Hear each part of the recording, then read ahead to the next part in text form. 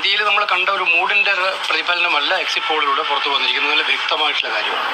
നമ്മുടെ എല്ലാ സംസ്ഥാനങ്ങളിലും കണ്ട മൂഡ് തികച്ചും വിരുദ്ധമായ നമ്മളിത് പ്രതീക്ഷിച്ചതാണ്. എക്സിറ്റ് പോൾ ഫലങ്ങൾ ഇങ്ങനെ വരുള്ളൂ എന്നുള്ളത് ഞങ്ങൾ പ്രതീക്ഷിച്ചതാണ്. ഒരേ രീതിയിൽ എല്ലാവരും ഒരുപോലെ പറയുക, അവർക്ക് വേണ്ടി തയ്യാറാക്കി അവർ ഡിസൈൻ ചെയ്ത് അവർക്ക് വേണ്ടി കൊടുക്കുന്ന ഒരു എക്സിറ്റ് പോളായിട്ട് മാത്രമേ ഇത് കാണാൻ കഴിയുള്ളൂ.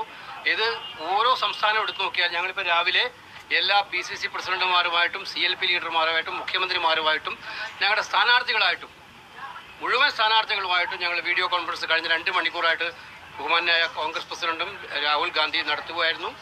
അപ്പോൾ എല്ലാവരും പറയും, ഒരേ സ്വരത്തിൽ പറയുന്നത് ഇത് വിശ്വസിക്കാൻ പോലും വയ്യാത്ത ഒരു എക്സിറ്റ് പോൾ റിസൾട്ടാണ് ഇന്നലെ വന്നിരിക്കുന്നത്.